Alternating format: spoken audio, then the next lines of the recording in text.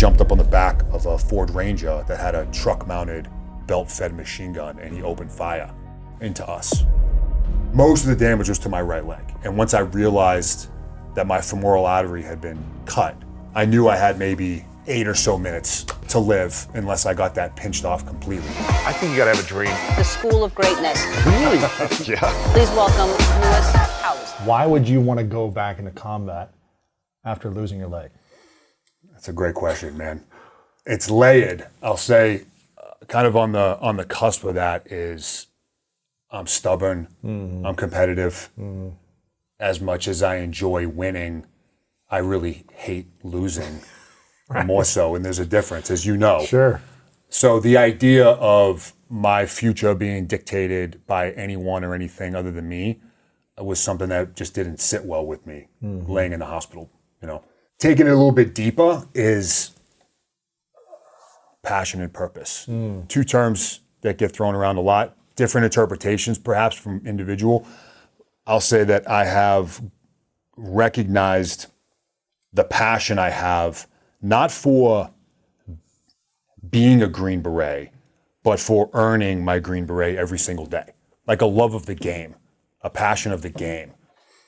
And then a deep sense of purpose, you know, like what is your why? Like answering that question, what is your soul pulling you towards? A deep connection with this lifestyle and having realized that I was put on this earth to be a warrior and to pledge allegiance to a society in which I'll protect at all costs. Wow. So I know that that's who I am. So it really didn't give me an alternative option. Sure. And how long does it take usually to enter in the Green Beret and to be in that community? And how many members are there active Green Beret?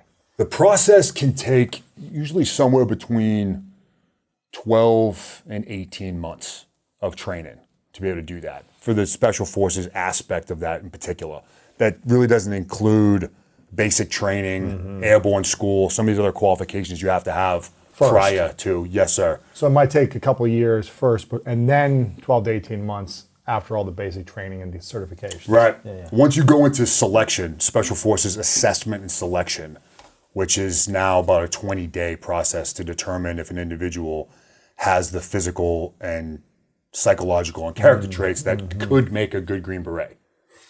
From that point moving forward, it's about 12 to 18 months. And how many current members are there?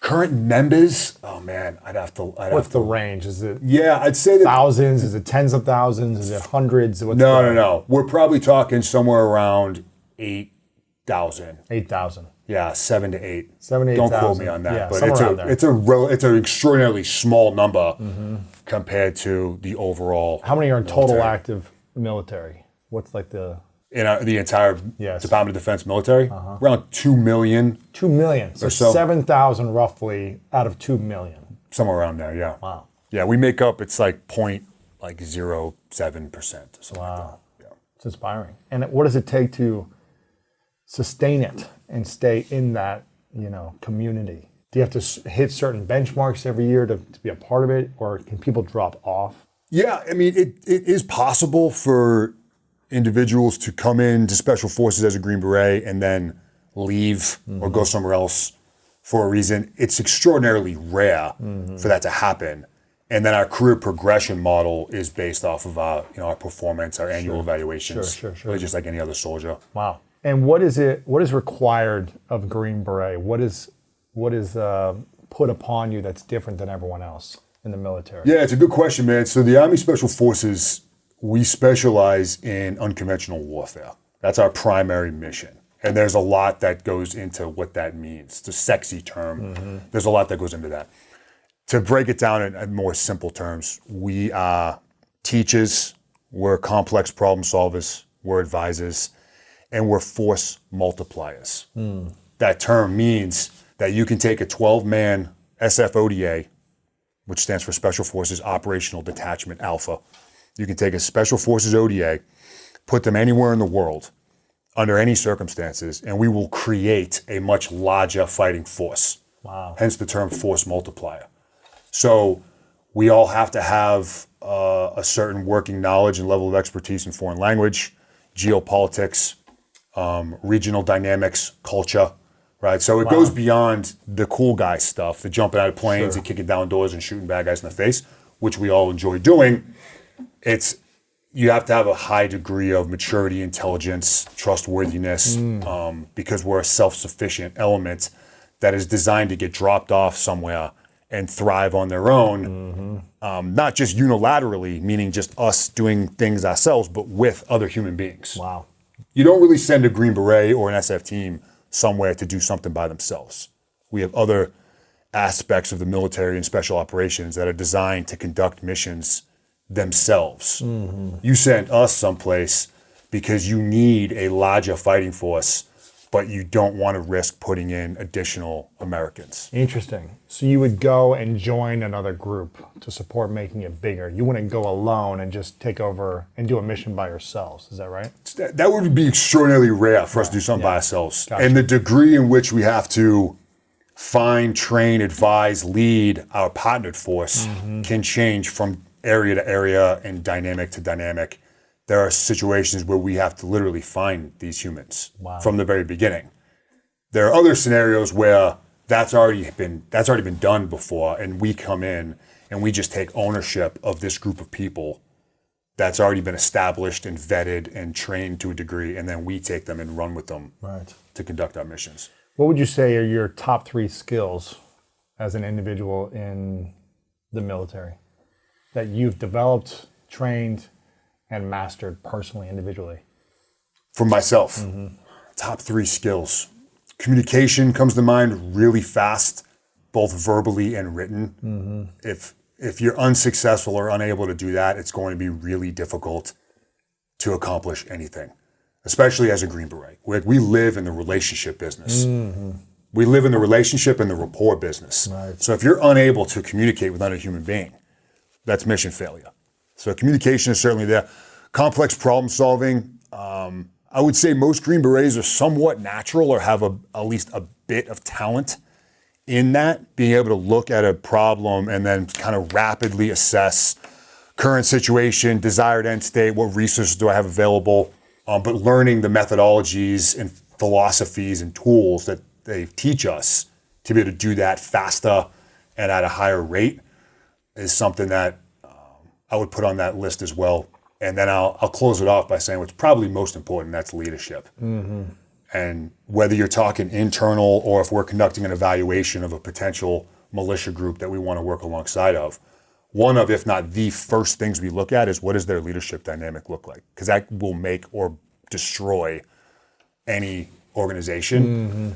So it wasn't until I was in the military, almost embarrassingly, kind of far along my military career, that I realized that leadership is very much a skill. Whereas my preconceived notion was that it was a talent, it was a gift. Like it you was either had it or you didn't. You were born with it. Exactly. Some of you were born with it, you weren't. You're either born charismatic, social, outgoing, but it's very much a skill. Just like shooting free throws. Right. To get good at that, you have to do it a whole bunch. What does it take to be a great leader? And who is a leader that taught you, either by example or by communicating those skills that you need to acquire? Yeah, I think to be able to train on it first requires knowledge, which can be received via reading or interacting with another solid leader. In fact, even interacting with a horrible leader, you oftentimes learn more. What not to do. What not to do. Those are phenomenal lessons.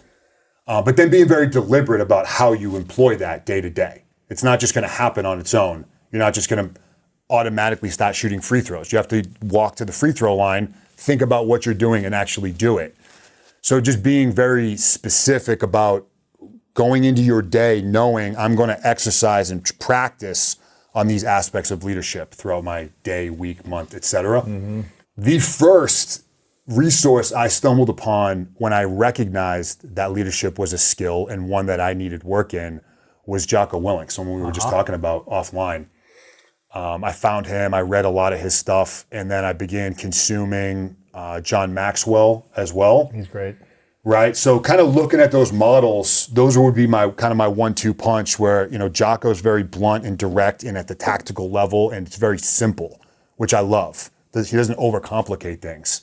John's work tends to get a little bit more conceptual at times and at a larger scale where it's a full-blown philosophy as well. So I've leveraged the lessons by those two guys who I consider mentors, and I keep just visual cues of some of their stuff around me throughout the day, just as a reminder. What are the 3 key attributes you see of the best leaders in the military? What do they do? How do they show up differently than average leaders? I'll steal Jocko's word, which is ownership or accountability is absolutely essential. Everything that goes well is because the team made it go well. Everything that goes wrong is because you failed as a leader. And just owning that, I think, is essential.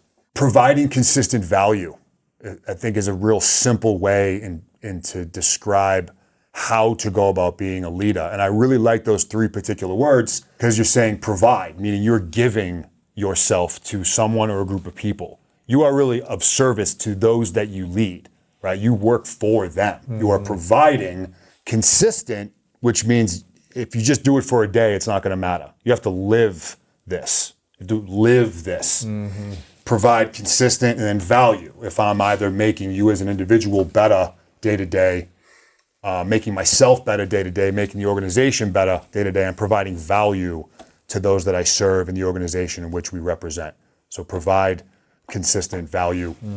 And then lastly, I'll say, man, I said value, I'll just say values.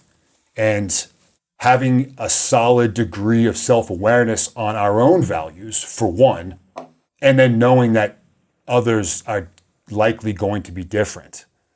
And one of the most critical components to successfully influencing someone else is knowing their values.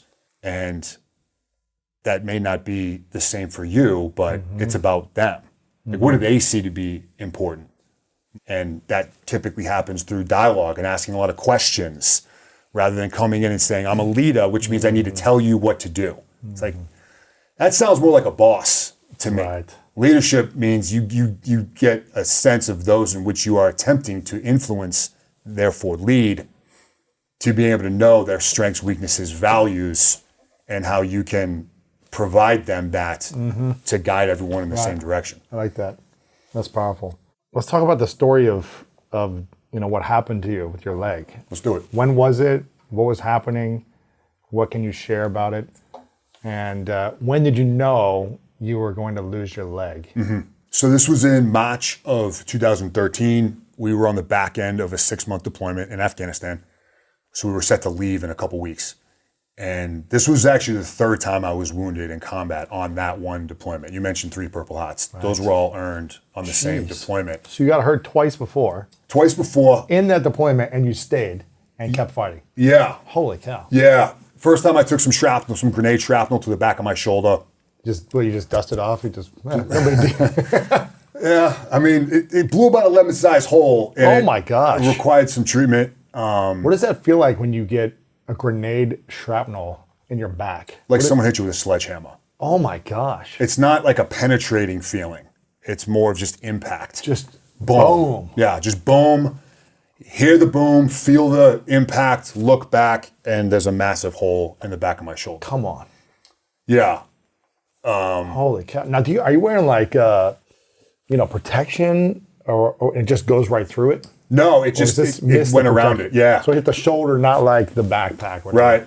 So we're armored plates that covers our front and our back. Sometimes if we're doing what we're supposed to do, we wear side plates. Yeah, but it's heavy and it's kind of uncomfortable, right? So you're like, I'll just take off the side plates. Not advised. A lot of us do it. Holy cow. But the shoulders tend to stay pretty much exposed. So you probably took some of the back, but it blocked it. Possibly. Maybe, but then it hit here. Yeah. And you saw just a big...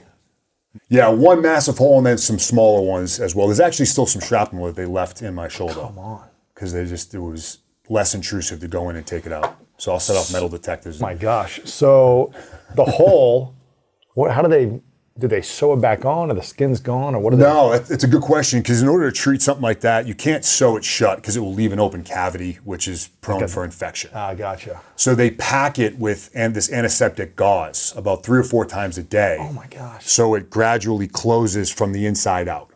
It kind of grows back and flattens or whatever, right? Yep. Interesting. Yeah. So I did get medically evacuated to one of the larger bases after that happened. Hours after I was actually wounded. We got the situation under control. We ended up back at our camp. My medic took a look at it and he's like, yeah, let's get you in front of a doctor just to be safe. I got sent out.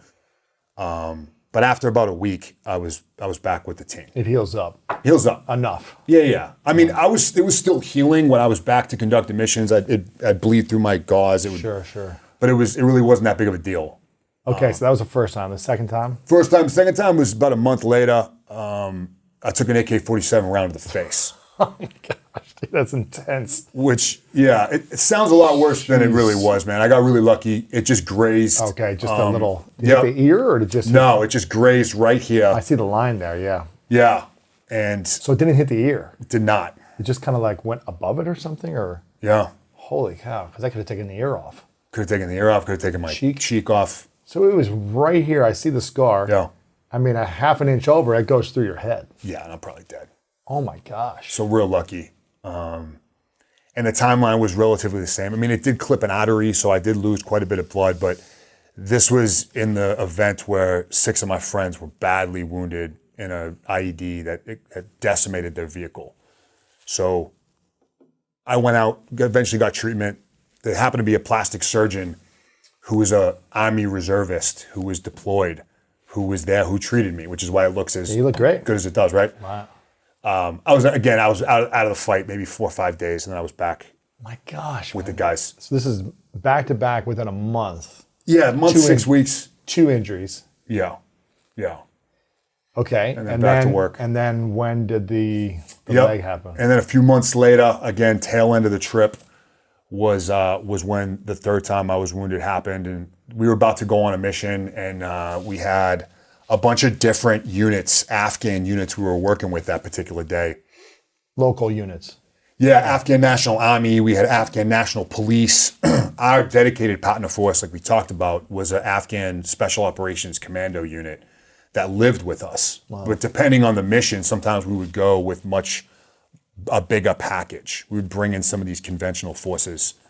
And this day was one of those. And one of the Afghan National Police officers, as we were finishing our mission brief, all just kind of outside in a big group, he jumped up on the back of a Ford Ranger that had a truck-mounted belt-fed machine gun, and he opened fire into us. Wait, who is this? This was an Afghan National Police officer that we were working with. So he turned on us. Why? It's a fair question, man, and this is an important part of really the process, but the Taliban at the time had discovered a really successful tactic, and they would walk into the home of an individual who had access to us and say, here's the deal. We're either going to brutalize your entire family Oh my gosh. and then slaughter them in front of you and then kill you, or you go do this for us. Oh my gosh. You're dead either way, but if We you spare do your this, family.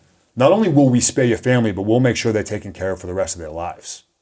And what makes this tactic successful is they actually follow through on that. So those family members are actually taken care of. They'll hear about this from other family members taken care of. Exactly. So it builds up the credibility of this tactic. So you die right now, or you go do this and you die. And they for at kill least- you, but your family will be okay. Oh my gosh. And I say this, You've been building rapport with this person for, a year or months, right? yeah, I actually taught him how to use the machine gun Oh my gosh. that he shot us with, Holy cow. which is added to the frustration of it. So how many people did he injure that day? 12 Americans, 3 of which were killed, Oh my gosh. and then another 8 or so Afghans That he killed killed or also. wounded. Yeah. Holy cow. So it's considered the most catastrophic insider attack that we know of since 9/11, if not prior to that. That one event. Yeah. Holy cow. Catastrophic. So how many bullets did you take? Ended being around 4 or 5 to my right leg. I took 1 to my lower left leg. My scrotum was lacerated by either a round or from some debris. But most of the damage was to my right leg, and that was really obvious. And once I realized that my femoral artery had been cut, which I could tell with the amount of volume of blood that I was losing, oh my gosh, just pumping out a river, oh, I knew I had maybe 8 or so minutes to live. to live unless I got that pinched off completely, which is really tough to do without doing it internally. Like, Right, you got to like tourniquets, especially on a really thick meaty leg. thigh. It's really tough to get enough pressure on that externally to truly pinch off that bleed. Although I did put a tourniquet on myself, and then I put a second tourniquet on myself, and then one of my teammates got to me, and I remember trying to fight him off of me to go work on someone else because I knew I was dying. Oh my Lewis. gosh. I knew I was dying. There was no question in my mind, like, this is where it's going to end. You're doing a poor job of triage right now because there are others that are down that have a higher probability of survivability, and you're wasting moments on me. cow. So I'm trying to get my boy Jason off of me, and he's ignoring me, and he puts on a third tourniquet. He gets some IV access for some blood or for meds or whatever may have to happen. And then, we said our goodbye for the last time, and he went off to he had a lot of work to do.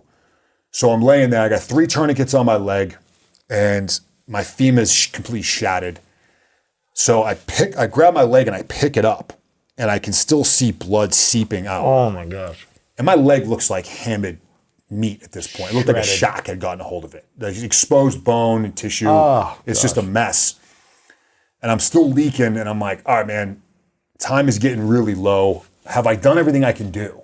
And the answer was I hadn't. So I grabbed some gauze out of my kit, ball it up into what we call a power ball, which really just gives gauze a little bit of density.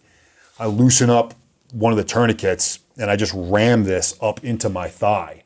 And I'm kind of reaching up towards my pelvis, towards my hip. In the bone area, Inside the leg, right? So I'm in one of the wounds. oh my God. But is the shock so intense that the adrenaline's taking over that you're not feeling the pain? Here's is where it I felt the pain. Yeah. Now you're like, oh, it's hitting the nerve. This was the first time because I'm scraping past shattered femur, and now I'm on the verge of going unconscious because the pain is like surging through my face. My gosh.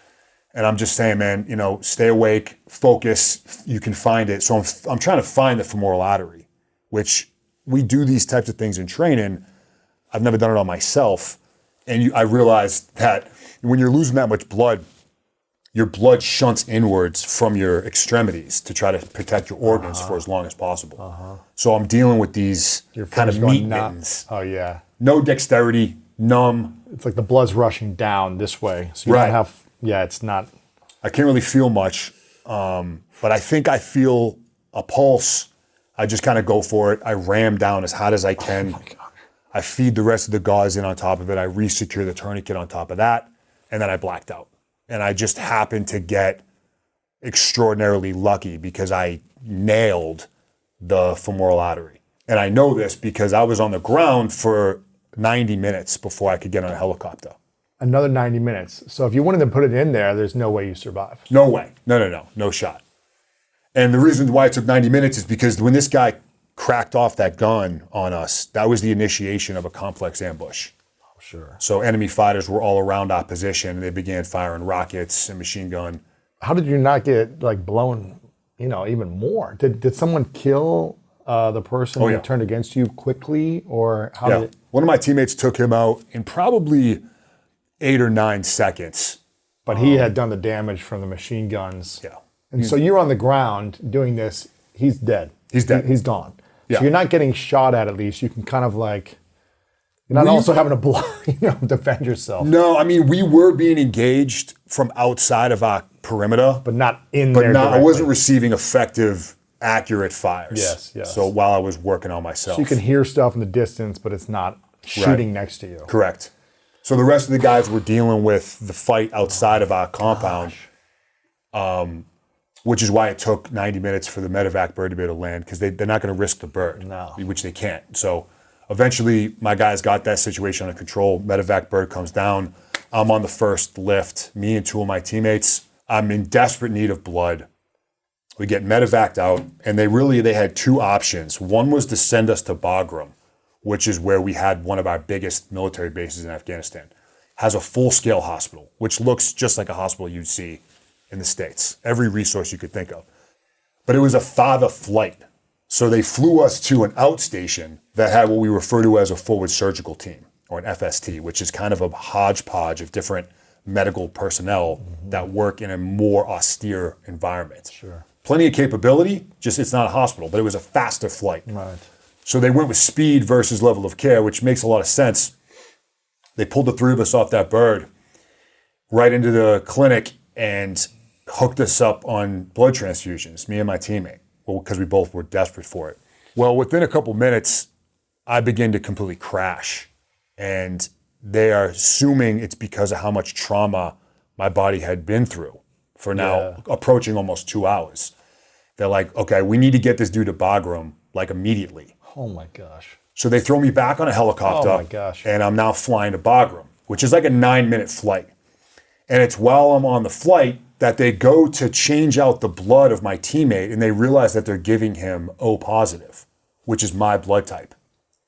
They had given me his blood type. Oh my gosh. Which is AB negative, which is extremely specific. So that was the result of me. Going to shock or shutting down? Everything shut down. Yeah. So liver, kidneys, my lungs, everything was dying because I was being pumped full of an incompatible blood type. My teammate was fine because O positive is a universal donor. You can give blood to anybody. So he's okay, but they realize what happened. They check what they gave me and they're like, oh no. They call Bagram Hospital. I'm still airborne. And they say, hey man, we just pumped Nick full of like 8 units of an incompatible blood type. There's no way he survives the flight to you guys. So just be prepared to receive his body when he gets there.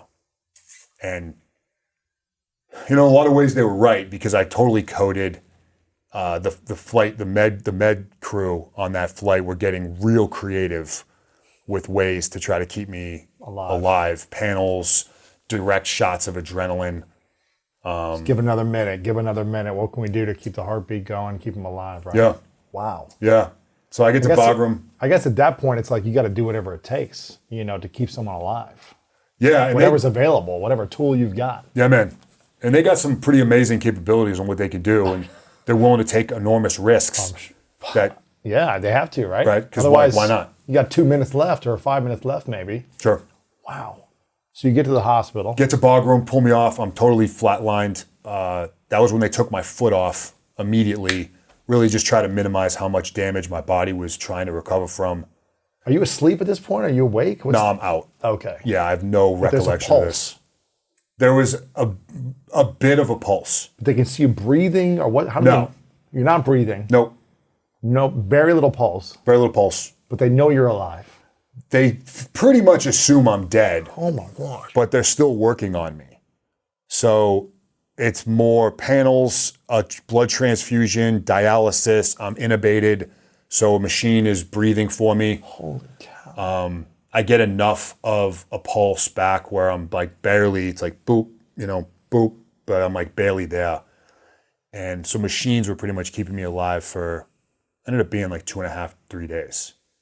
Oh my gosh, man. So you're unconscious for 3 days. Oh yeah. Wow. And then I kind of came back after that. 3 days on machines. How do they even know to take you off the battlefield after 90 minutes? How do they know you were still alive?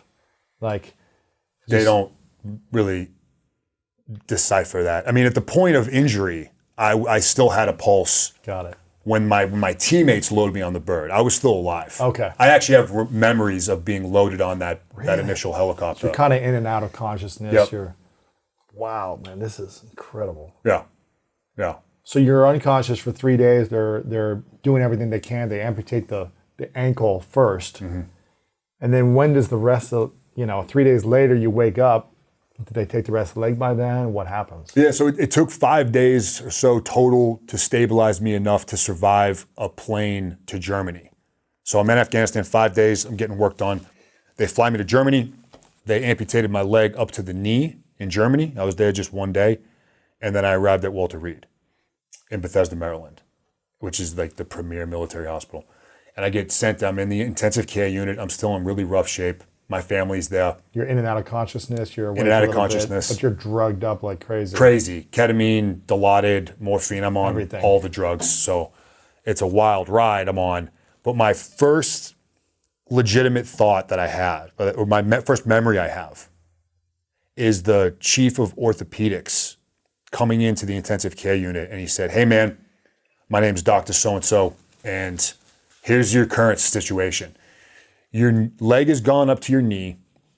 My staff wants to take you into the operating room right now and amputate your leg at the hip because your leg is riddled with infection. And any one of these bacteria could kill you. Yeah. So they want to play it safe, which is really the right move to make.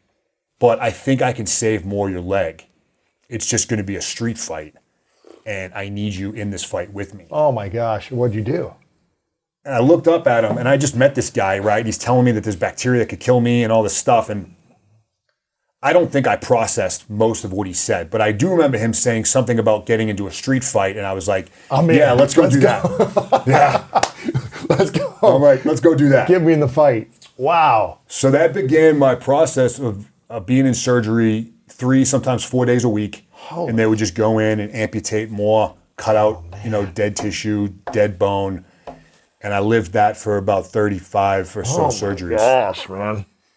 That seems exhausting. Yeah. You're just on drugs nonstop to just manage the pain. Yeah, quite a bit. But it was in those moments, man, in the intensive care unit, that I determined that I was going to go back to a special forces team. You're crazy, man. I can still remember the moments, seeing my family there with the masks and the hairnets and all the level 5 trauma suits, and me in the intensive care unit. I can still see that, and having made the decision then that I'm going back to my lifestyle. It was from the very, very beginning. Even though you didn't know if you were going to live or die. No. Yeah. You made that decision. Well, maybe you're on too many drugs when you're making that decision. Maybe. Yeah. What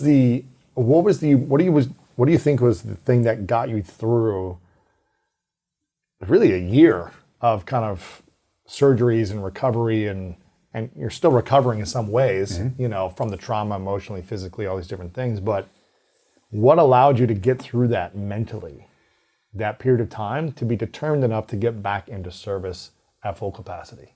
Yeah. I think what enabled that was a very clearly defined and continuously refined vision of where I was going. And again, knowing that this is what I was put on this earth to do didn't allow me an alternative option. So, and I say this delicately because I really never went down this dark path of negativity and depression and struggle mentally. Certainly countless times of frustration and anger and disappointment and all that, but I stayed generally positive and target fixated, I think because I had that sense of mission. I knew what my mission was. And I say that, not that it's something I'm really proud of, because I don't think it's something to be ashamed of if that happens. I know some absolute warriors that have struggled at times with that. I just made a decision in the extraordinary early parts of this journey that this is what I was going to do. And it gave me something to grasp onto during the countless moments of doubt and second guessing myself. And when all of the off-ramp justifications start sounding really convincing, it was like, no, stop. Wow. Like, this is what's going to happen. Get your head back in the game and figure out this next problem. So you had to enroll yourself and other people who were saying, hey, listen, it's okay if you need to retire. It's okay if you need to, you should really think about the next chapter of your life. Think about your family, all these different things. Yeah. You had to coach them essentially in saying, that's not an option. This is what we're focused on. Yeah. Is that right? I was surrounded by that. And you know, because they were trying to take care of you. They Sure. were trying to do their best. it comes from a place of love, man. Yeah, yeah. It's not like Hey, I don't man. believe in you. It's Right. You're not gonna be able to walk for a while. You know, like they're thinking about that. let's be practical. I'm looking out for what's best for you, right? I was able to coach those that I was able to, or at least get into a place where they understood my mentality. But there were many that I was unsuccessful at convincing or communicating. I was unsuccessful at effectively communicating to them what my intentions were. And, you know, a lot of times the road of ambition is a lonely one, and you just have to accept that. And if you're willing to do it anyway, sometimes that's the road you're on, man. Holy cow. Yeah. How do you think you kept your emotional strength so high under extreme pain, loss, physical loss, you know, psychological and emotional loss with fallen brothers and teammates? How did you keep your emotions, your heart at a level of some sense of peace and not get into a depressed state or a downward spiral like so many people do, Sure. which is probably normal for people Absolutely. when they've lost their brothers, their teammates, their family, lost a leg, you know, potential loss of identity of being a soldier again. How did you keep your heart and your emotions in a state of calm, peace, and certainty with all this trauma? Yeah. One aspect of that was being made aware of how the attack happened, the information that I explained earlier. Once my teammates got back, they came to visit me. They told me what they had learned about the incident, because I was holding on to a lot of anger from that. Sure. Particularly because it was someone that I had been working with, and at that point I had been in, you know, a whole lot of different engagements and gunfights and the explosions, and to be killed by someone or that wounded by someone that I was working with. You trusted, To a degree. collaborated with. That's a better way to put it. Yeah. Was frustrating to me. I can imagine. You know, Betrayal, the hurt, all that stuff. yeah, betrayal. That's some powerful stuff, right? So once I was made aware of his reasoning, I was able to let go of quite a bit. And have some understanding or some type of compassion, even Complete. though it's hard to have compassion for someone who's doing this to you, but when you know why. Yeah, man. He cared about his family and he knew he was going to die. Right. Because although I didn't have, you know, the wife and kids I have now, I could empathize with that. Yes. And saying, if I'm put in that position between truly a rock and a hard place, and I have no practical way to fight this, right? Like 9 guys with guns, and I'm a dirt farmer in my home, I'm doing the exact same thing. So I was able to like let that go, and then, you know, get to business. And you ask, you know, how, and I'll sum it up into one word because it's the only one I can think of to explain it, and it's faith. You know, which certainly has a strong, you know, religious and biblical feel to Yes. it. However, a definition of faith being a firm belief in something for which there is no proof. And I just felt it in my heart and my soul as I was laying in the hospital bed and as I began doing early phase physical therapy. And once I originally got my first prosthetic, I just had this belief that this is possible. It's never been done before, but that doesn't make it impossible. I just have to figure out how to go about doing it. And, you know, I mentioned Green Berets are somewhat natural problem solvers, and then we become highly trained problem solvers. This became the greatest problem that I needed to solve. And I just leveraged everything I had learned as, you know, certainly an athlete in college, but more so as a Green Beret working on a team and being tasked to do these things. I leveraged those lessons, and I leveraged the people that I had the chance to work with to begin solving that. Do you think, have you seen anyone else in the military get out of a tough situation? I mean, a situation similar to like yours where they lost an arm or something happened physically to them or they, you know, some of their teammates were lost. Have you seen anyone get through it in a positive semi-healthy way, if that's possible, without faith? Like, have you seen people rise up against extreme adversity, whether it be physical trauma, emotional trauma, psychological trauma, with something other than faith? I'm not sure I've seen it. Do I think everyone who I know that has done that would recognize that faith, or at least verbalize it that way? Probably not. But I do think that it is a fundamental requirement, depending on the degree of goal that they're trying to work towards. To overcome the adversity. I mean, when it comes to achievement, the size of the struggle is commensurate with the size of the goal. When it comes to achievement, the size of the struggle is commensurate with the size of the goal. So if you are trying to overcome the greatest challenge in your particular life, whether or not it's been done before ever is irrelevant, but this is your biggest set of adversity, your greatest challenge ever, the struggle is going to then be the highest that you have ever dealt with before. So, and the likelihood of success is also probably the lowest it's ever been before. So to say that you can accomplish something like that without faith seems to be unlikely. At some point, you are going to believe in what it is you're trying to do, whether or not anyone else does or not, but you believe in it. There's no proof that you're going to make it happen. There's no proof that it's possible, but you feel it and you buy into that to such a degree that you're willing to do it anyway. Yeah.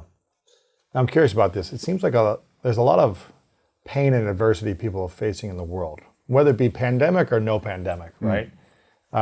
It seems like a lot of people take on the weight of their pain or their struggle, the adversity, in such a big way that it holds them back and they get stuck. When I hear your story, or someone like your story, it makes the painful situations of normal civilians' lives not that big in my mind, right? If I'm comparing them. Sure. Someone was mean to me at work and I'm feeling depressed is a different type of adversity than what you faced, right? Sure. And sometimes people get so stuck in these day-to-day struggles or pains. Not to say it's not challenging for them in their season of life, but why do you think so many people suffer in their stuckness of job, career, life, purpose? And how can they start taking full ownership as opposed to making excuses or blaming everything around them as opposed to being responsible for their life? How can someone learn this? Yeah. When I hear this story of you, I'm just like, what's anyone's excuse? Sure. On how to overcome adversity? Yeah. I'll start off because you mentioned this. Perspective is a powerful tool. You mentioned comparison and whatnot. Yeah. Powerful tool when it's wielded or when it's weaponized appropriately. And, I was in the hospital at Walter Reed for a year, lost my leg, could have easily felt really sorry for myself.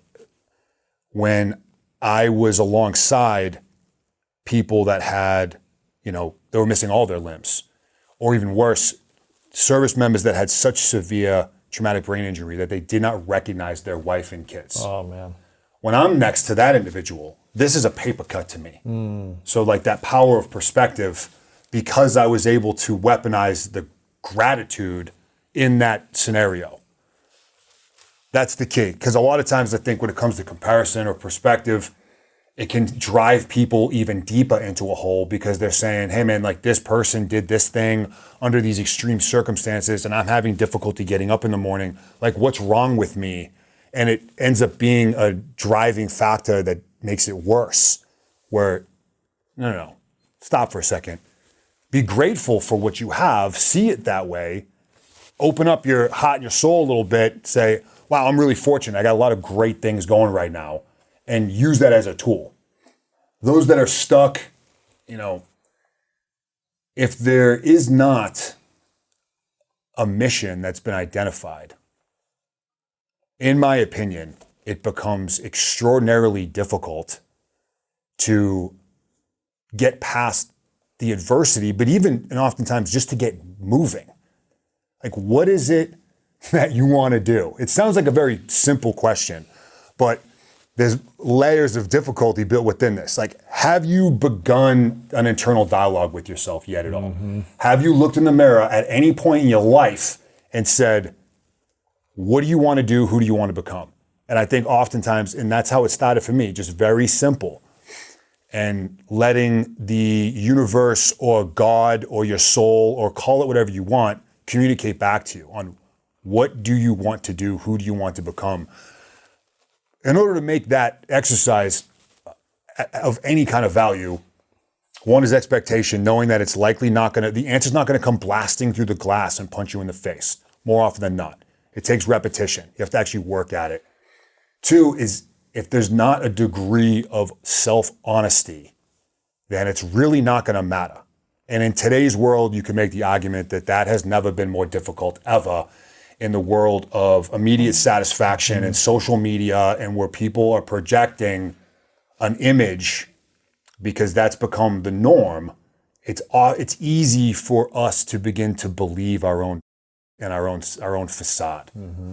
And so that internal dialogue, that level of self-awareness is important, but if you're lying to yourself, then it's not going to matter. Right. So there's a lot there to begin playing around with. But I do think that once that mission has been identified, and oftentimes I'm asked, like, well, I'm having that conversation, I really am, I'm journaling, I'm being honest, I'm doing all these things, but I still don't know what my purpose is. My soul is not being lit towards something. You know, a technique that is often used is to hone in on your talents and kind of leverage the likelihood of success. Because if you hone in on our talents, which are the things we do best with the least amount of effort, and then you layer skill on top of that, odds are you're going to be in a really great place to do some really great things. I just prefer to use the course of action prior to that as COA 1, because it doesn't place any limitations on ourselves. Right. I think it's beautiful. This is everything that I've been preaching, but communicating to my audience about from my lessons in sports. If I didn't have a goal, I wasn't willing to, I would quit. I would have quit football if I didn't have like some type of mission or goal that I was excited about, that was meaningful to me, that had like a reason why I wanted to do it. Because, 3 days were so painful and it was hot, and there's, I could go chase girls instead or do something easier. Yeah. So I needed something bigger than myself, a mission bigger than me that I was excited about, to go through all the pain, right? Of all the different sports injuries and just like sacrificing and whatever, early mornings, all these different things, cutting out bad food, whatever it was, that was the easy way out. Yeah. And same thing when I transitioned to business and just life and relationships. It was like I would suffer and struggle more when I didn't have a meaningful mission. You can take on different things in life, but if it doesn't bring some type of fulfillment or meaning, it's going to feel harder and you're going to suffer more. It's going to be hard no matter what. Sure. Right? You have to do things every single day to be successful. You have to show up, you have to experience some type of pain and overcome it in order to build your emotional, mental, or physical strength, right? Absolutely. Consistently. Yeah. So you might as well enjoy it or find fun in that process with a meaningful mission that you're tied to or seeing in the distance and trying to draw in closer. So I love that you talk about mission, because I think a lot of people don't have that. And I love that you talk about talents and skills. One of the things I did when I got out of sports and was trying to figure out who I was and my identity in life now that sports was over, was I started to address a lot of my insecurities and fears. And I said, how can I maximize my talents, but also my fears and insecurities make me feel I lack confidence, because I know these are in the background. It was hard for me to do public speaking. I knew this was just a challenge for me. So I went all in on public speaking every single week for a year. I knew I had this desire to learn salsa dancing, but I was terrified to get on the dance floor because I didn't want to be made fun of. So I went all in and practiced every week for a couple of years as well. I just said, what are the things that I can build as talents and skills that I'm not good at as well, that will make me more bulletproof emotionally and mentally? Yes. That like I can whip out these tools at any moment and feel more confident and see where it leads me towards my mission. So these are some of the things that I'm so glad you're talking about this, because I've been preaching this stuff. And What would you say are the main talents or skills then that you've developed since that time, since losing your leg? And you speak another language too, or did you have to learn another language? Or Yeah, I speak a few few? foreign languages now. Yeah. pretty fluent, or like No, we'll say we have a working knowledge. Right. Yeah. If I know I'm going someplace where I may have to use that, I got to pull out the materials and dust off the cobwebs. Sure. It's an awesome question, kind of looking at the positive sides of any scenario, because they're there. Mm-hmm. I don't care how horrible it was. I believe that it's only a matter of time and with enough reflection that there's positivity to extract from that.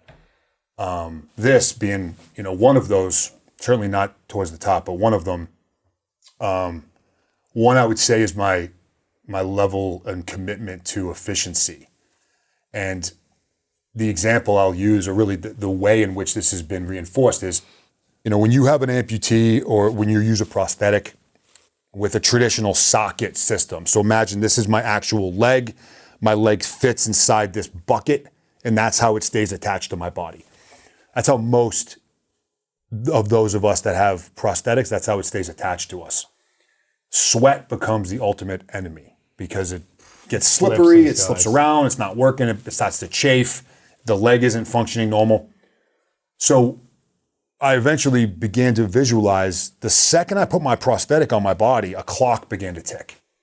And it was only a matter of time before I had to take it off, wipe it down, depending on what I was doing, maybe let it breathe for 10 minutes or 20 or an hour. Because you sweat a lot.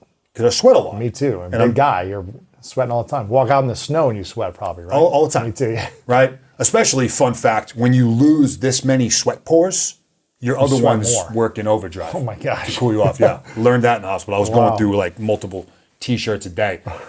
So, I am more capable when I'm on 2 feet. Certainly I can be mobile, I can be in a wheelchair, I can be on crutches, but I'm not as capable as I am when I'm on 2 legs. Yeah, you're more efficient when you're on 2 legs. Absolutely. I'm more productive when I'm on 2 legs. Mm-hmm. So that clock begins to tick. So I knew I needed to maximize every single moment that I was on 2 legs. Wow. And it got a little OCD, which my wife eventually kind of got cool with, because it got to the point where if I, for example, were leaving my house for the day and I grabbed my stuff and I took, 8 steps and I realized I had forgotten something. Well, that's 16 steps that I'm not getting back. 8 to go back to my thing, 8 to get back to where I was. And it started to drive me more and more crazy. So I began... Every step needs to matter. Every step, every minute, every second needs to matter. And this is, I understand this is the extreme, and some of your viewers may be like, this is insanity, but, again, I had set my sights on something so ambitious that I need to maximize every single moment, and therefore, I began just creating or modifying these different systems to minimize the likelihood of me missing those 16 steps again. So it's like, okay, I forgot my, wallet. So now it's wallet, phone, like at the end of every day, like this is where everything goes so that everything you need to leave the next day is in one place. Everything is streamlined. Yes. So just day to day, I began just kind of instinctually creating these different systems throughout my day to maximize my level of efficiency, just so I could do more things better on 2 feet and for longer. So that's just kind of a process in which I likely would not have learned if I had not gone through this. And it's one that I've maintained really to this day. For the last 9 years now, right? Or however long it's been, yeah. Right, so it's almost instinctual where I'm constantly looking at ways to improve, to make up a second or two or not. But with extreme circumstances, you need to take extreme, changes to maximize your life or to master your life, right? Otherwise, you could fall 2 hours behind every day because, I forgot this, and not upgrading your systems with a level and the degree of your new reality, right? Mm-hmm. It's like you need to upgrade your level of thinking, your skill sets, the systems inside of you, your processes, to be even more efficient than before, even with, the changing of the prosthetic or whatever you might have to do, right? And this is more tactical, on the ground stuff, right? Like physically, moving things around through my day. This is tactical, tangible tools. This I'll use a second point. It's more conceptual, but I really want to emphasize this. When you talk about what were the upsides, what were the positive aspects that you've learned or been able to leverage from losing your leg, and it's realizing and knowing that although I was a hard worker and I was productive on two legs, and I've got plenty of accomplishments and stuff that I'm certainly proud of, that took a lot of really hard work. There was an entire another level of work ethic and productivity that was sitting inside me the entire time that I did not know existed until this happened, and I set my sights on something extraordinarily unlikely, but I committed myself to, because I knew I needed to be able to work at an extraordinarily higher level, like the highest possible level. And it's not as if when I was in the hospital, some scientist walked into my room and rammed a metal spike in the back of my head and uploaded work ethic, like Neo in the Matrix. Like, it was literally there the whole time. I think that, and oftentimes it takes a traumatic event or hitting rock bottom for people to realize that there's so much more inside them that is literally sitting there waiting to be leveraged. Yes. And that's becomes the kind of the catalyst for them to start to see that. And then it becomes contagious. It's like, oh my gosh, look what I just did. What else can I do? What else can I do? And that snowball effect happens. But having retrospectively kind of analyzed that, yeah, sure, this was the catalyst, and I've seen what I was able to do. How did I really do that? And it was through the modification, primarily anyway, of two relationships: my relationship with fear and my relationship with pain. And those are relationships like any other relationships we have, right? It's a two-way street. You talk to that entity and it talks back. You can only influence so much, but by modifying my relationship with those two things really is what facilitated my ability to do more, push harder, create more, and accomplish more. How do you modify your relationship with fear and pain? I think, at least for me, man, it began with a recognition of what they're there to do. And, the human brain does a lot of amazing things for us, but its primary responsibility is our survival. Yes. It's to keep us alive. And the brain has a security system within it, and within that are two different alerts, one of which we know is fear, and one we know is pain. Fear is the alert of pending danger or a potential threat. Like, something bad could happen. You're now scared. I need you to be scared of that to stay away from it. Pain being the alert of damage or impairment, right? Because the brain wants us to survive. Knowing that our brain is there because it wants the comfort zone, like homeostasis, like the medical term. It wants things nice and predictable and sustainable and forecastable, and let's just keep things all nice and calm here when it comes to even our heartbeat, our red blood cell count. Like, it doesn't want change. Recognizing that, and then knowing that if we've set our sights on something righteous, something of ambition, something that is unlikely, unprecedented, there are going to be times when we have to ignore our brain and listen to our heart and our soul. And one of the greater challenges of life really is knowing when to take that risk and asking yourself in that moment, in real time, like right now, are you willing to take the risk of doing this particular thing? Knowing the potential hazards, but then also knowing the potential effects. Like, are you willing to do it? I'm curious about, in your mind, I don't want to assume anything, but has anything become harder since you lost your leg? And has anything become easier or better since then as well? I don't want to make assumptions either way, that things have gotten harder or easier and better, but if there is there something on both sides that's been harder and easier and better? Yeah, certainly. I mean, there are countless specific tasks were really hard to relearn and are still harder today, even after having learned them and doing them now for almost a decade. I mean, walking is harder now than it was prior. I think generally speaking, the hard comes from a willingness to accept that you don't know how to do something right now, and that's okay, and not letting my pride and ego get in the way of that. Man. Slicing off a massive serving of humility, be willing to take that risk of embarrassment, and when it comes to fear, sure, we're fear of physical damage, but I would argue fear mostly comes through the lens of emotional damage. Fear of failure, fear of embarrassment, self Judged by other people. judgment. Yeah. I think most of that. So again, a modification of that relationship. Hey, am I willing to do this? But most, I think it's probably accurate to say, most tasks, certainly anything that involves me being on two legs, are more difficult today than before. What's easier or better? If that's Man, I'll start off in the clouds, man, because if I could go back in time, right, like Doc Brown shows up in the DeLorean and he's like, let's go back and we'll save your leg. The butterfly effect is a concept. or you weren't there and you were in another room or something during Sure. that time. Yeah. But I look at the life I have now, man, and particularly my family and my boys and my wife, and it's just amazing. I would not undo a single thing. Really? Because there's just a chance that I don't end up where I am here right now. Like talking to you with my family at home, I lived such a fulfilling and loved life that I wouldn't change a thing about this. That's like up in the clouds, but it's important, note, I think. I'll go into the tactical realm.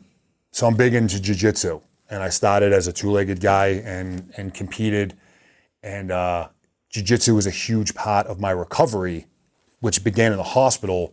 Certainly physically, range of motion, flexibility, humility. Also your spirit too, just Absolutely. camaraderie, competition, all that stuff. Right? Yeah, huge aspect of my recovery and just really overall life. But, jiu-jitsu is a weight class sport. And although, I walk around now today at around 220 pounds, Big strong guy, man. I'm missing about 45 pounds of leg. Right. So you would be a 265 weight class, but you're Right. against guys, my size. Absolutely. And you're freaking just bear hugging them. Yeah. So, I learned that there was like a huge advantage in that realm, which is, I wouldn't say it's silly because you can conceptualize that to say like, no, there's always upsides to it. Sure. I was able to leverage, my upper body strength and whatnot when I would compete as an amputee. And if you looked at me versus some of my competitors from the waist up, you'd be like, there's no way these guys are in the same weight class. Right. It's impossible. You look like a beast next to them. Yeah. Right. So certainly just an example, man, That's fun. of things that I would say are easier, but certainly things that I can leverage to my advantage. Yeah. That's cool, man. Anything else that's easier or better now with this? Do you have a different, mental capacity, emotional capacity? Do you appreciate things more? Yeah. Oh my gosh. Is your heart open now because you have different type of humility? I mean, I have no idea, but I'm throwing it out there. Yeah. My degree of confidence is actually probably higher now than it was Really? as a two-legged guy. Wow. Yeah. Why? How? Yeah, great question. I think you could summarize confidence into two words, like training and preparedness. And when you've put in the reps and you've got the resources in place to deal with the what ifs, I think drastically increase the level of confidence. And my training was, I attacked that on a whole nother scale. And as I was working my way back to the team and then continuing to deploy into combat and doing all these different things, my level of training was quite insane at times. And I needed to Physical training or like oh yeah. workout training to get back? Yeah. I mean, it was belligerent. My lifestyle and structure was nuts. And then my level of preparedness also had to increase as well. I would break these things. I would need tools. Jeez. I would need stuff to have available. I learned all these through really difficult lessons. So training and readiness, or training and preparedness, were essential for me to do what I needed to do. But most significantly is as I began to fail repeatedly in front of those in which I wanted to impress, like my teammates and my commanders, I eventually got to a place where I was okay with failing in front of people. Like when I first got back to my unit, I was only in the hospital for a year. I got back to my unit. I was still really raw. I would not be seen without my prosthetic on my body. No one would see me without a leg. Why? Because in my mind, that would be seen as as weakness. I would be seen as a liability. I would be seen as, man, there's no way this guy can stay in this community. So I struggled with that for a while. And there was a time eventually when my teammates came over and I was hobbling around. I clearly needed to take my leg off and like let it chill for a minute. And he came over. He's like, dude, why don't you just take your leg off and like sit down for a second? And he knew why without me having to say it. He's like, listen, dude, everyone here knows you only have one leg. Yeah. Like, if you take your prosthetic off, it's not going to change anything. And I'm like, okay. And that was like step one. And I just did that. And I looked around and No one cared. no one cared. Yeah. Like Getting comfortable with the uncomfortable. absolutely. Yeah. The fear of embarrassment or the worry, what are people going to think? Yeah. No one cared. No one cared. They just want you healthy, happy. They want you to feel ready to go. That's it. And then from there, it just kind of began to snowball where I would, I'd push myself harder and I would trip and fall, or my leg would come detached, or I would fail on this deadlift, or I'd be out trying to learn how to run and I'd fall down. And I began to just care less about the opinions of others. Yeah, if you fell down, you didn't matter anymore. Didn't matter. Like my teammates, my family, my loved ones, they love me regardless. Yeah. So I just began to build up, a greater sense of confidence because I was callousing my mind to a degree where I'm like, no, I can do this. I can be vulnerable. I can mess things up. And it's not only is it okay, but it actually inspires people around me and makes them want to dig a little bit deeper. What is the thoughts and the feelings around, in the conversation around vulnerability in the military, especially the special forces? Is it okay to be vulnerable? Is it only okay at certain times? Is it respected at a high level and appreciated? Or did you feel like you weren't able to be vulnerable for a long time for some reason? Yeah, it's uncommon in the special operations world. It's part equally of what makes us the most successful military asset the world's ever known, and sets us up for absolute failure, is our willingness to just keep going no matter what.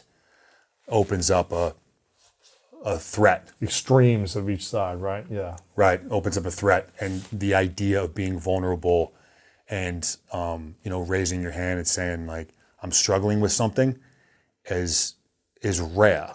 I say that it's getting better over time. It's getting better over time. I think we still have a lot more work to do because there is still this stigma associated with that, the stigma of weakness and being mission incapable. Like you need to be this robot cyborg that doesn't fear pain, doesn't fear or feel fear, like go, right? And we've seen the negative effects that has had, particularly over the last 20 years and even actually beyond that. When people retire and move on and they don't know how to process or they're not processing in the military also, right? Yeah.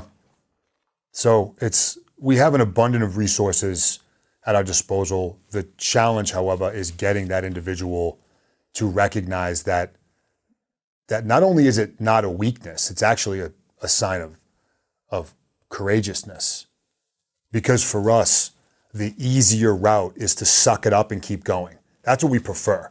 We'd rather just add more weight on my shoulders. I got it, and I'm going to keep going no matter what. It's more painful to be vulnerable. It's more difficult to be vulnerable. It's more challenging than it is to just put more weight on my back. Right. Like that's the hard route to take. Therefore, it does deserve an enormous amount of respect. You're taking the hard right over the easy wrong. So it's not something that...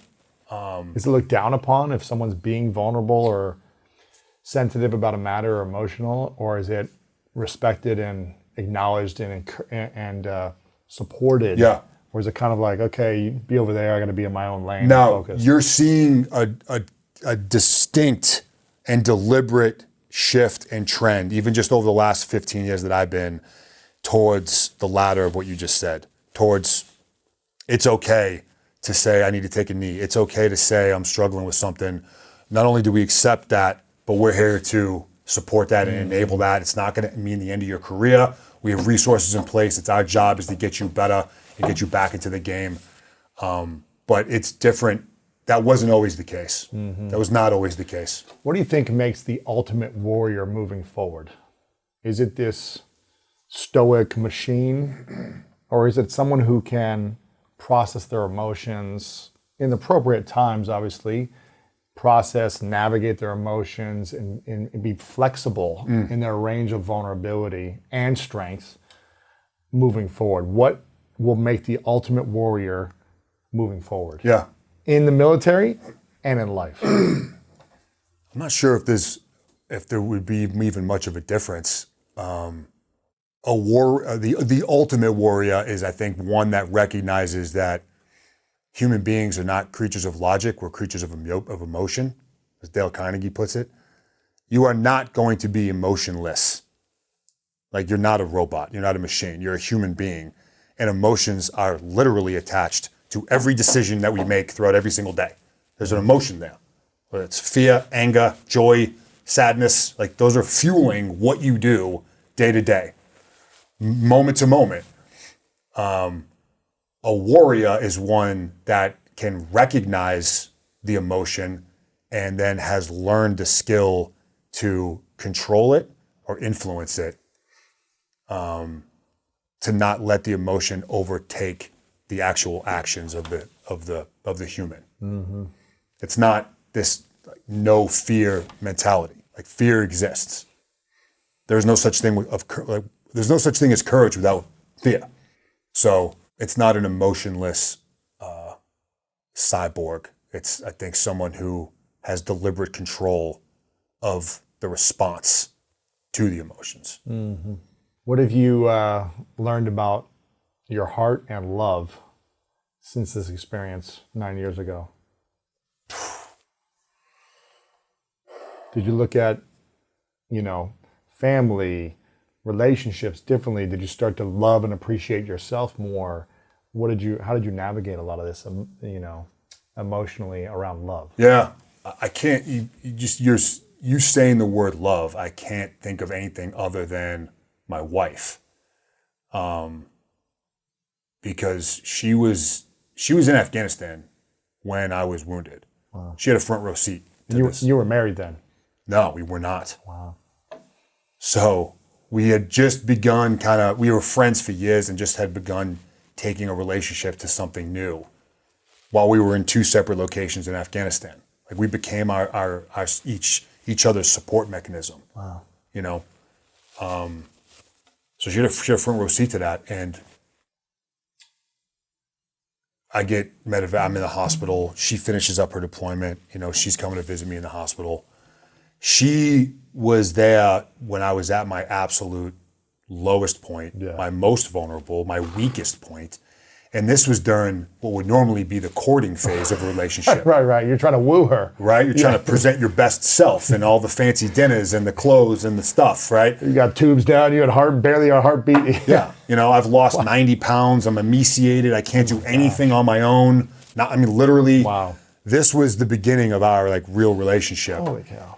And, not only was she supportive of that, she was an asset. She became my number one asset. So, I think back on that, and it's like, I don't know how I would have done what I did had I not had that. And to take it a step farther, when I left the hospital, I moved in with her, and I was home maybe 2 weeks, and I sat her down and I said, hey babe, I know that this is real. I can see the white picket fence and the family, and this is real. But I have to do this.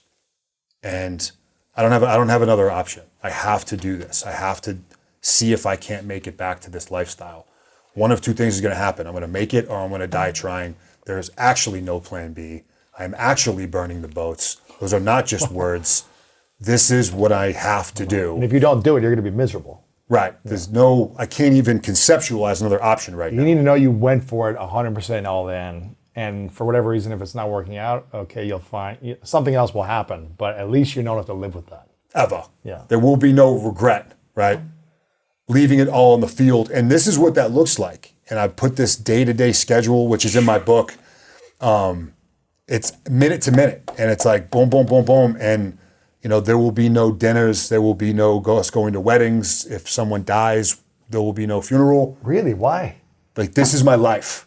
It's eat, sleep, train, dialed in to the minute, because I just believe if I'm going to have a shot at doing this, this is what it's going to take. It's going to require every moment of you. Everything. It's going to require me being completely and totally unbalanced. Obsessed. Obsessed and unbalanced. Like, all in on this one thing. For this season of life. It doesn't mean forever. No. Just for now. Yeah. Right?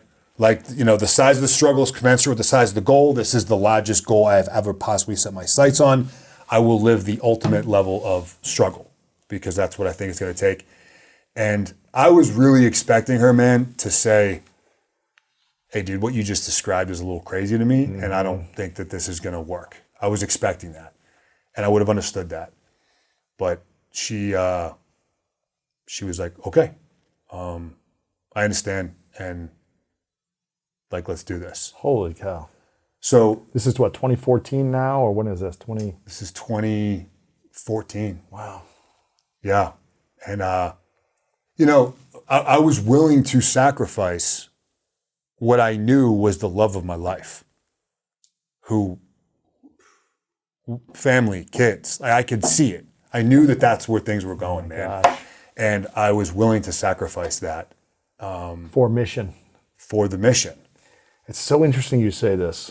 Is there anything else you wanted to add there before I interrupt you? Sorry. Just when you think of love, I think of that, and I think about not only the sacrifices that she made and the support, but her being along my side as a teammate. That's love, man. I want to break this down for a minute because I'm in a relationship with an incredible woman. Her name's Martha, who I had a conversation with. Now, this is not at the extreme. I'm not in the military, all these things, but she came to me after a few months before we became committed. And she said, she asked the priorities question that every woman asks a guy. What are your priorities in life? You know, what's your top priorities?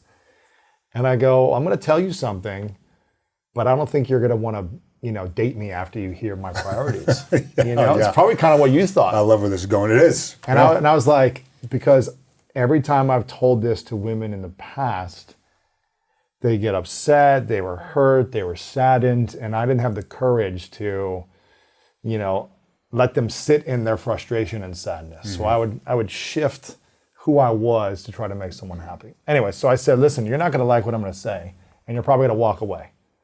Are you sure you want the truth about my priorities? And she said, yes, please tell me the truth. I go, okay, well, you're not my number one priority. And no woman wants to hear that. No. It doesn't mean you're not going to feel like a top priority. Doesn't mean I'm not going to pour into you a lot of my love and energy and effort. It's not that you're not going to experience this, but you have to understand that you're not my number one or my number two priority.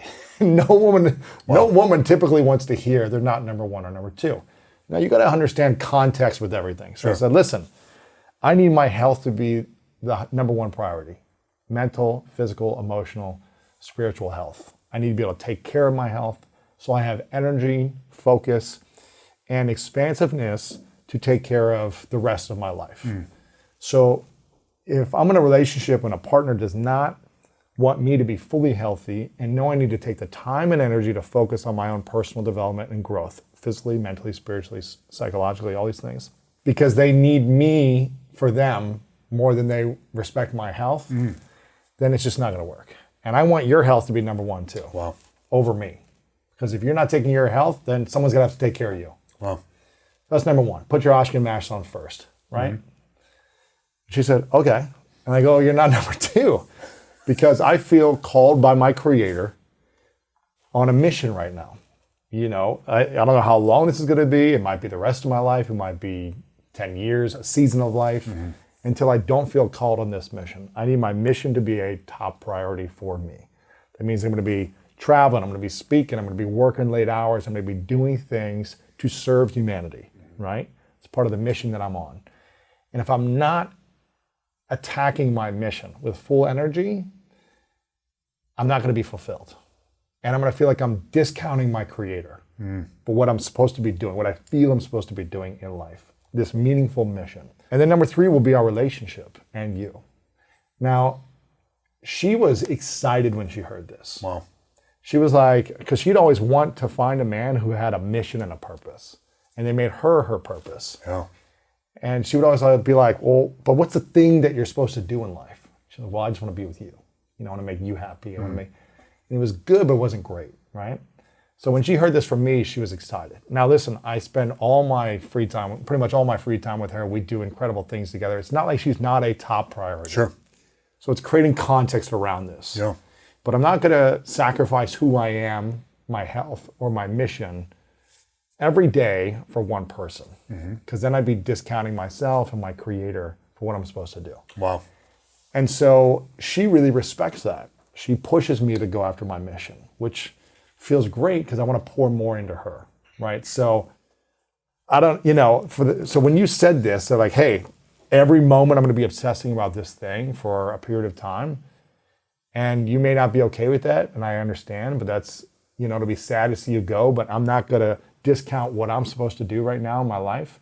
I think it's really courageous of you doing that, because a lot of people would be afraid of that. Yeah. A lot of people would be like, well, we can't go to a freaking funeral, we can't go to a wedding, we can't do this is who you're going to be for the next decade? I don't know. Yeah. And so the fact that she was all in on you putting your health first, really, Yep. your rehab, your health, and then your mission, number 2. Yeah. It sounds like similar to what your priorities were. Yeah. Right? I just learned something just now, so I appreciate that. That's a phenomenal breakdown. Because you put number 1 your health. You're like, I'm going to be obsessed about rehab and training and a maniac. Yep. With what I eat, how I train, what I'm doing. Yeah. And then you were like, every minute is dialed in on my notebook for the next 5 years of how to tackle this mission of getting back to this place. Yeah. And then the free time after that will be with you and building a family and all those things. If that's what you're open to, then let's do it. Yeah. I didn't conceptualize it that way back then, but you are 100% accurate. Right. So it's when you said that, I was like, this is what I've been kind of understanding over the last couple of years Yeah. that I've been doing, and I've been communicating with her. And it's worked out beautifully, you know, because someone was in an acceptance of those priorities. And again, it's not like I'm working out 8 hours a day and then going on my mission 8 hours a day and I have no time for her. Right.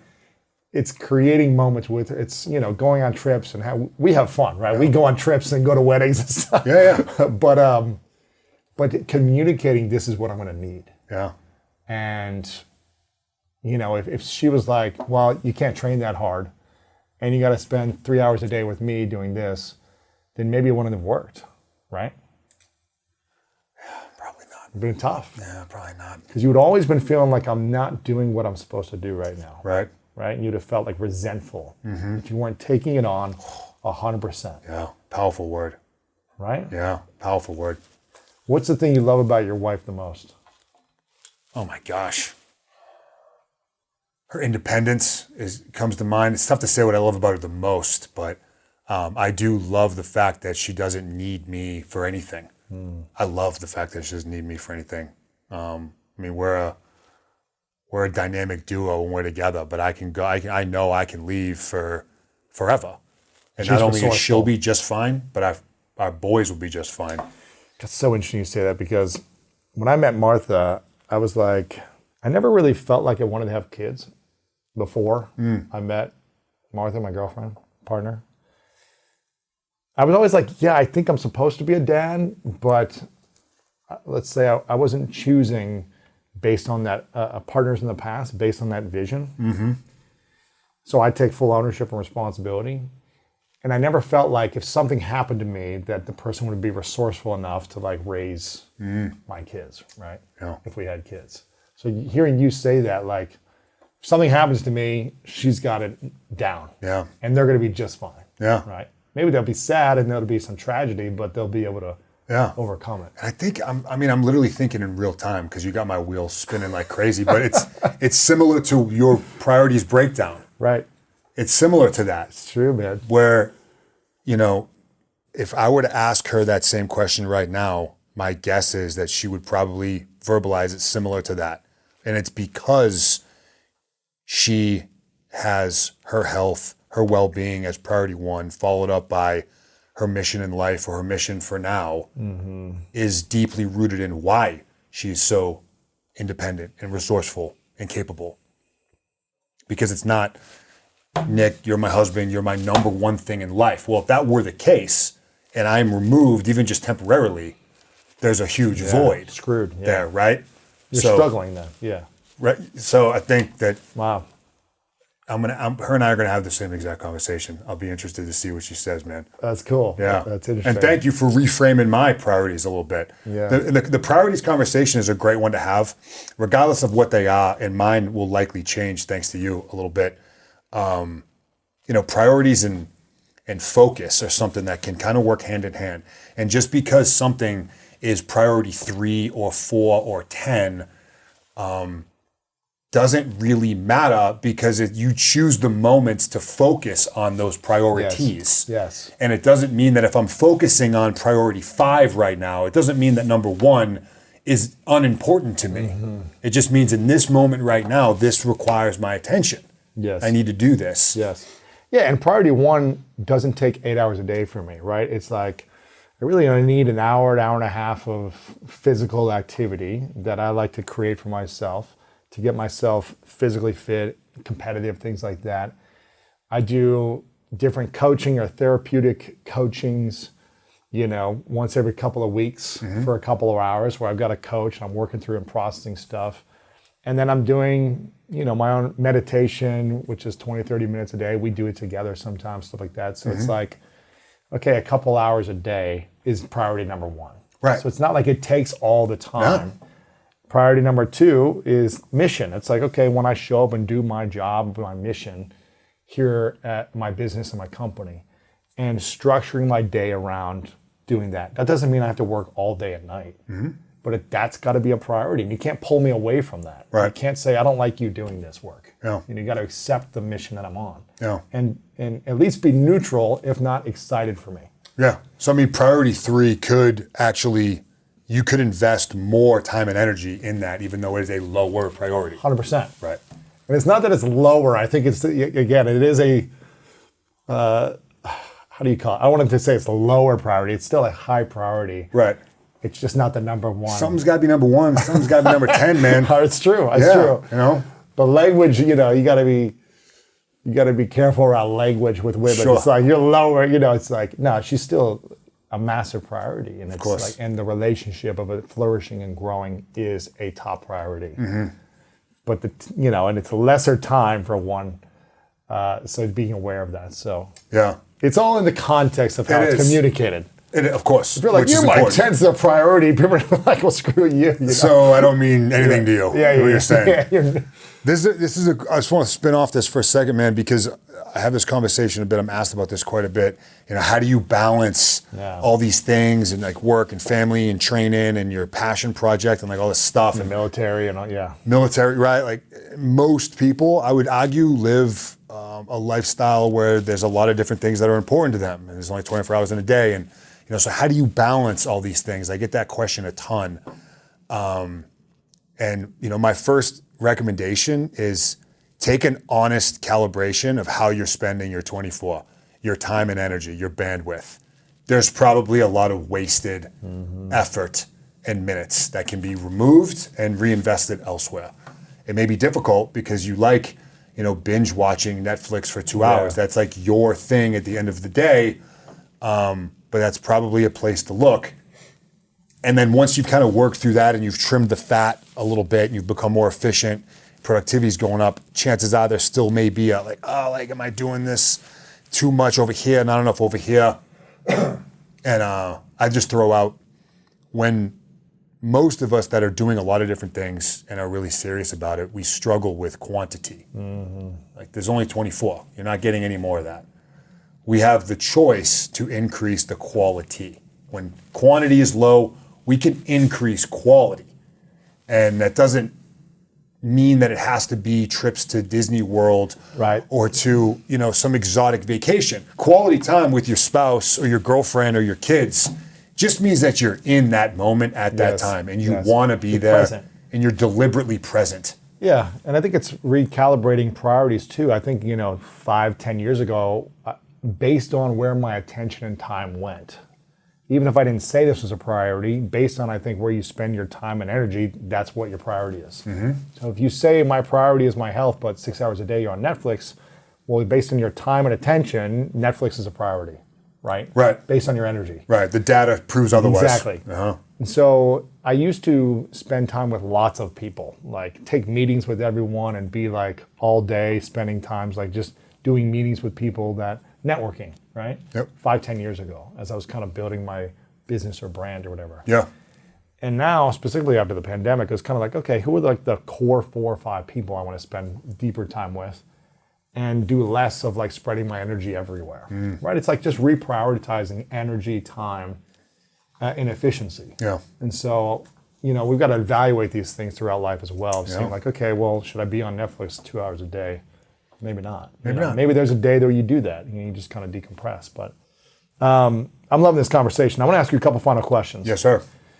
One is about goal setting. You mentioned goal setting at one point. What is I think a lot of people struggle with discovering what goal to set, how big to set it, and how to actually accomplish it. Is there anything you've learned from the military training, Green Beret training, but also your own development from overcoming extreme adversity physically, mentally, and emotionally about goal setting that you could conceptualize for people? Yeah.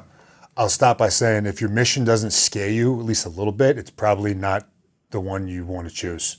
I think it needs to scare you because if it doesn't, are you really striving high enough? Have you set the bar high enough? And if you reach that goal, are you going to feel fulfilled?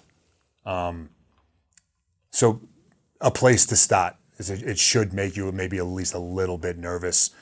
And then, the methodology that I've learned in the military and I apply throughout my day-to-day life now, I've operationalized my success, and it's very deliberate. And it's the same way we go about if we need to take down an enemy location or we're infilling into a country X for the first time ever. It's just essentially a backwards planning system where you determine your desired end state, you determine your current environment, your current situation, and then identify what is in between us now and where we're trying to go, and just simply break that down into a series of objectives within time and space.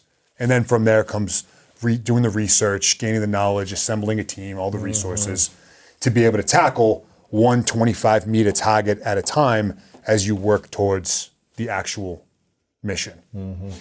What do you think should happen on the journey towards accomplishing a goal? Say it's a 6-month or a year goal, right? It's a little bit longer than maybe people would like to wait to accomplish something. But the bigger the goal, usually it takes a little more time, right? So call it 6 months or a year, where people are used to instant gratification. They got to wait a little bit longer. And I know you probably set goals that are like, this is 5 years out, this is 10 years out, but call it 6 months to a year. How should we be appreciating the little micro wins along the way of a year-long journey? Should we be celebrating along the way of the effort, the attention, how we keep showing up day in and day out? Or should there be no celebration and a self-acknowledgement of like the continual journey and the effort? When we accomplish the goal, should we celebrate and acknowledge, man, I just overcame all these objectives and challenges and adversities, and look where I am now, and take those moments? What happens with that and without that? Yeah, I think we call them small victories are important. And I think it's important for us to recognize when we do that. I also think it's important to then quickly shift onto the next ridge that needs to be climbed. Yeah. Because it's really easy to get stuck there for a really long time and enter into this world of satisfaction and content where it's like, oh, look what I did. And then that drifts on for a day or two or a week, and then it's like, okay, yes, we did that, but like, let's go. Let's keep the momentum going, or I don't have to begin from a static position, or worse, I start to regress because it takes a lot of time and energy to build up, your body, let's say physically. If you sit there and celebrate the fact that you hit, a PR on the squat for a month, well, like that all just went away. Right. So absolutely, take those moments in time, and maybe it's just a moment or two. Maybe it's just you look in the mirror and you go, "Nice work, bro. Okay, now let's move." Or grab your wife, pick her up, throw her in the air, give her a kiss. She asks you what happened. Hey, I just closed this one deal. It was a big win for me. She's like, awesome. Let's have a nice dinner tonight. Great. And then it's like, what am I doing tomorrow morning? Like, let's leverage the momentum and the wins. Yeah. But absolutely enjoy the ride, because you need to love the process just as much, if not more, than the prize. Yeah. And if you're not allowing yourself to love the process and enjoy the process, even if you make it to the prize, it's not going to be nearly as glorifying and gratifying, because the route to get there was stagnant, miserable, Right. a chore. Like that's not life, man. Yeah, that's beautiful. I love it. Okay. Couple final questions, but before I ask them, I want people to get connected to you. You've got a book called Objective Secure, right? The battle-tested guide to goal achievement. So if you want to learn more about accomplishing, setting, and achieving goals, get this book. It's also got a lot of more great stories and tactical approaches towards achievement in life. So I want people to get your book, Objective Secure, the battle-tested guide to goal achievement. Where can we connect with you online? Is there a good website or social media that you spend time on? Yeah, website is machinenick.com, and that's got links to the socials and the book and all the things. I'm mostly on Instagram. It's nick.machine.lavery. Okay, even though we're not supposed to be machines, but that's what your title is. Yeah, an awesome conversation. We'll have another day. Okay, yeah. Cool. Nick.machine.lavery? Lavery, yes. So we'll have all that linked up there. Check out you on social media, Instagram for sure, machinenick.com. Get the book if you guys want to learn more about this stuff and just hear some incredible stories. I didn't even get into like your whole bio about all the things that you've overcome, and it would take me an hour to just read off all the accomplishments that you've done serving this nation. So I really acknowledge you and appreciate for how you've shown up for multiple decades in service, how you've shown up for yourself, for your family, for your wife and your kids, even with the challenge and the adversity that you've overcome physically and emotionally, how you show up even though you have fallen brothers. And it's a beautiful testament to your spirit and your soul and your heart that you keep showing up to serve in the way that's best for you right now.